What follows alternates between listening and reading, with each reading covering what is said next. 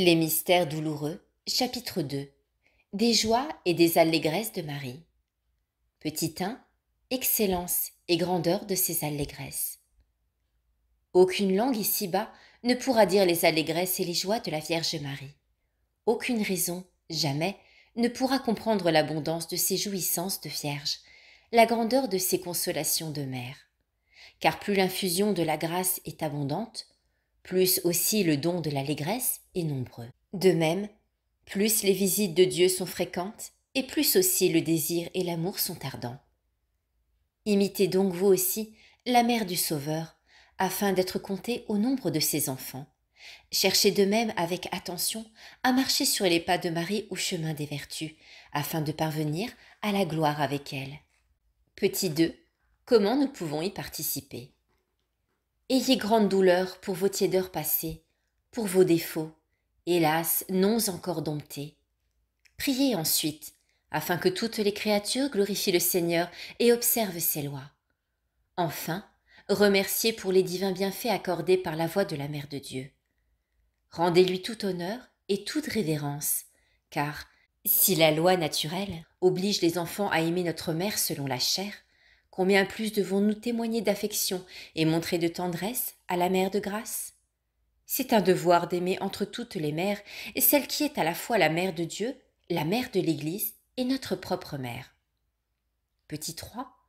Prière pour demander la joie du cœur et la sérénité de l'âme. Comment pourrais-je être triste en mon cœur quand vous lui dites vos consolations, ô Marie? Comment pourrait-il craindre l'ennemi, celui qui peut à tout instant recourir à vous? Inclinez donc, ô mère remplie de tendresse, inclinez vos oreilles à mes humbles prières. Inclinez-vous, ô mère remplie de tendresse, comme Rebecca vers votre serviteur, et donnez-lui quelques gouttes à boire. Versez en moi une part, si petite soit-elle, de cette grâce et de cette douce consolation qui est en vous mystérieusement cachée. Elle est, en tous les temps, désirable pour tous, elle est toujours de même agréable à recevoir, elle m'est indispensable en ce moment.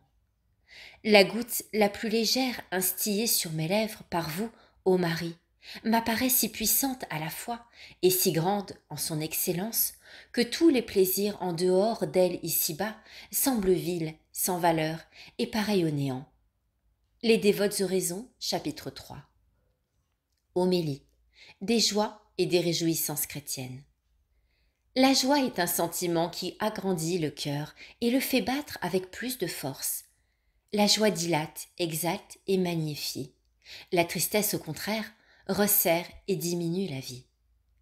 Marie, qui eut dans sa vie tant de causes de tristesse et tant de sujets de douleur, est appelée cependant par l'Écriture la mère de la sainte allégresse, Mater pulchrae laetitia. L'allégresse est la vertu qui fait éclater au dehors, la joie pour réjouir les autres. C'est donc un acte de vertu qui suppose un effort et un don de soi. Marie, plus qu'aucune créature, eut ce don et pratiqua cette vertu. L'art chrétien comme l'histoire religieuse nous montre toujours la Vierge au milieu des fleurs, rayonnante de la lumière. C'est une image, mais c'est l'image d'une réalité sereine. Nous sommes attirés par cette sérénité et le cœur est pris dans la contemplation divine.